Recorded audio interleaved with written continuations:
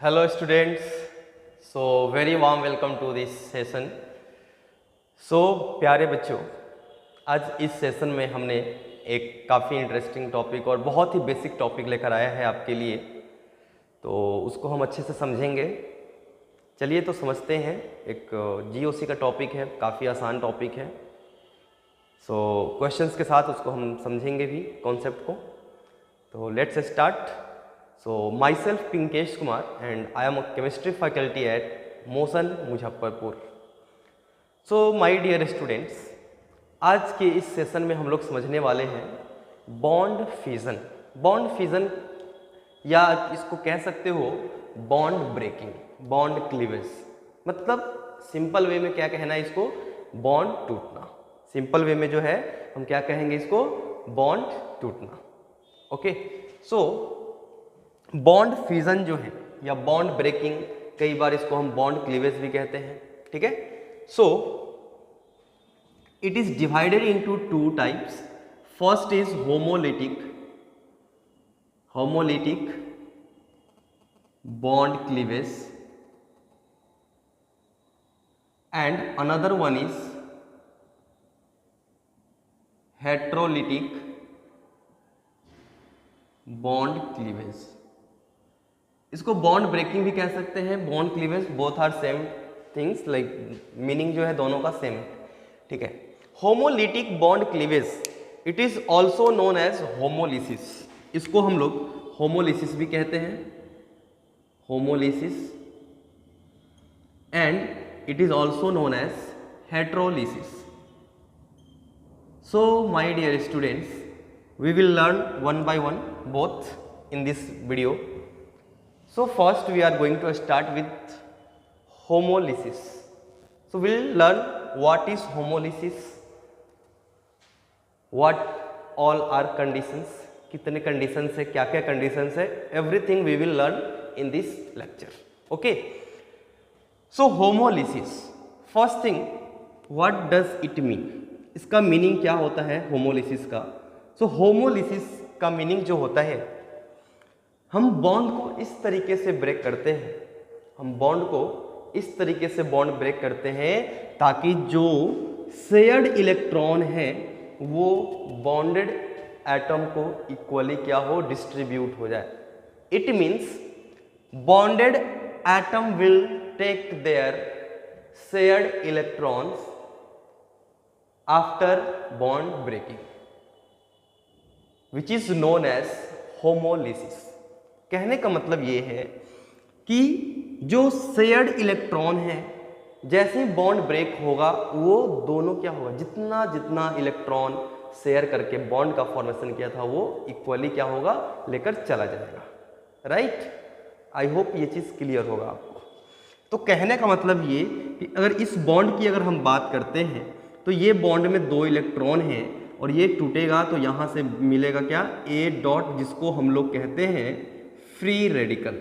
Both are free radical. इस species को हम लोग कहते हैं फ्री रेडिकल। ठीक है, जैसा कि आप देख सकते हो इसके ऊपर कोई चार्ज नहीं है, there is no charge on it, so it is neutral. Next important point, क्योंकि इसके पास एक अनपेयर्ड इलेक्ट्रॉन है, क्योंकि इसके पास एक अनपेयर्ड इलेक्ट्रॉन है, so it is a paramagnetic in nature. So क्या होगा ये, paramagnetic in nature, paramagnetic in nature. Next important points क्या है बच्चों, कि ये बॉन्ड जो है इक्वल इलेक्ट्रॉन का शेयर कब होगा। तो इसके लिए एक कंडीशन होता है बच्चों कि इलेक्ट्रोनेगेटिविटी का जो डिफरेंस है, जो इलेक्ट्रोनेगेटिविटी का डिफरेंस है ए और बी के, या तो इट शुड बी अप्रॉक्सीमेटली 0 और it should be very less, it should be very less. Is it clear to all of you? Please write in the comment section if you have any problems, any doubts, है ना? कोई भी doubts है please आप बता सकते हो comment section में, will try to answer there. Next important things, it requires high temperature, it requires high temperature, high temperature. और ये जो है कब कब ब्रेक होता है, तो इसके लिए कंडीशन ये है help, we use help. Help क्या है यहाँ, तो हेल्प है आपका H for heat, E for electricity, L for sunlight जो कि लाइट यहां पर आएगा, and P stands for peroxide. So with the help of heat, electricity, light and peroxide हम लोग क्या है ये स्पीसीज बना सकते हैं। ओके चलिए नेक्स्ट जो कंडीशन है my dear students, next condition is what kind of solvent we use here. So we use non-polar solvent, non-polar solvent favors this reaction, non-polar solvent favors this reaction. Is it clear to all of you भाई? कोई समस्या है please comment section में जरूर बताइएगा, है ना? तो ये कुछ इंपॉर्टेंट पॉइंट्स थी अबाउट होमोलिसिस या कह सकते हो homolytic bond cleavage. Next we will talk about heterolysis. What is heterolysis? What all conditions are there for heterolysis? तो फर्स्ट हम लोग देखेंगे, सपोज करते हैं यहां A और B एंड हमने क्या कंसिडर किया है, इलेक्ट्रोनिगेटिविटी जो है A का ज्यादा है किससे, B से। So it is a consideration here like electronegativity of A is greater than B. So what does it mean? इसका मीनिंग क्या है बच्चों? So मीनिंग ये है कि A का इलेक्ट्रोनेगेटिविटी B से ज्यादा है, it means A will apply more force on these two bonded electrons. A will apply more force on these two bonded electrons. मतलब A जो है, क्योंकि A का इलेक्ट्रोनेगेटिविटी ज्यादा है तो A जो है क्या है, ज्यादा से ज्यादा फोर्स इसके ऊपर लगाएगा, और जैसे ही ज्यादा फोर्स लगाएगा तो ये जो इलेक्ट्रॉन डेंसिटी है ये A के अराउंड क्या होगा, काफी ज्यादा होगा। A के अराउंड इलेक्ट्रॉन डेंसिटी क्या होगा, काफी ज्यादा होंगे।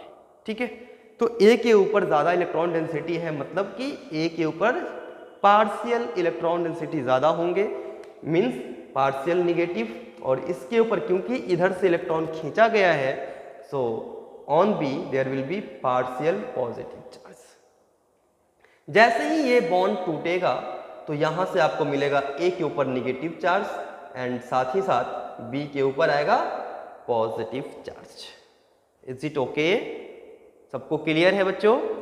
चलिए इसके लिए हम कंडीशन देखते हैं। अब यहां पर देखो क्या है, ये जो स्पीसीज बन रहे हैं वो क्या है, चार्ज पार्टिकल है, चार्ज स्पीसीज है, charge species are formed. Second case क्या है, तो केस इसके लिए जो है कंडीशन वो ये है कि delta electronegativity between A should be, मतलब जो इलेक्ट्रोनेगेटिविटी का डिफरेंस है should be large, should be large. Next जो है इसके लिए पोलर सॉल्वेंट में ज्यादा फेवरेबल होता है, polar solvent, it means heterolysis favours in polar solvent. ऐसा क्यों होता है पोलर सॉल्वेंट में, विल थिंक ऑन दैट कि ऐसा क्या बात है। सो पोलर सॉल्वेंट इसको फेवर करता है। So will take one polar solvent example. Suppose करते हैं हमारे पास H2O है जो कि एक पोलर सॉल्वेंट है, पोलर सॉल्वेंट है हमारे पास। सो पोलर सॉल्वेंट में देखो यहाँ H2O की अगर स्ट्रक्चर्स की बात करें हम, तो क्योंकि ऑक्सीजन की इलेक्ट्रोनेगेटिविटी ज़्यादा है, सो इसके ऊपर क्या होगा, डेल्टा निगेटिव आएगा और H के ऊपर आएगा डेल्टा पॉजिटिव, H के ऊपर आएगा डेल्टा पॉजिटिव, राइट। चलिए, सो डेल्टा पॉजिटिव जैसे ही यहाँ आया, डेल्टा पॉजिटिव जैसे ही यहाँ पर आ गया, तो होगा ये कि जो यहाँ पे चार्ज पार्टिकल बना, A के ऊपर निगेटिव चार्ज है, राइट, A के ऊपर निगेटिव चार्ज है, and because of negative here and positive here there will be some interaction, there will be force of attraction between this delta plus and negative, right. And क्योंकि ये interaction है, एक weak bond का formation हो रहा है, so bond formation is an exothermic process, it means कि कुछ एनर्जी क्या हुआ, रिलीज हो रहे हैं, और कुछ एनर्जी जब रिलीज होता है सिस्टम से, तो सिस्टम क्या है, स्टेबलाइज होता है। क्लियर है सभी को? ओके, चलिए आगे हम इसमें देखते हैं। और B के ऊपर क्या है, पॉजिटिव चार्ज, सो यहाँ O और B के बीच क्या होगा, इंटरेक्शन होगा, क्योंकि B के ऊपर क्या है, पॉजिटिव, और इसके ऊपर निगेटिव है, so positive and negative charge will interact each other, force of attraction होंगे दोनों के बीच, एंड जैसे ही ये पार्ट जो बॉन्ड का फॉर्मेशन हो रहा है, ये क्या करेगा, एनर्जी सिस्टम से रिलीज होगा, और जैसे ही सिस्टम से एनर्जी रिलीज हुआ, system stabilise, and that is why polar solvent favours heterolysis, that is why polar solvent favours heterolysis. Is it okay to all of you? सभी को समझ में आ गया? कोई समस्या नहीं? चलिए, तो आज हम इसको यहीं पर स्टॉप करेंगे, और कोई भी समस्या है, कुछ भी है, please write in the comment box, will try to answer there. So thank you so much, have a good day.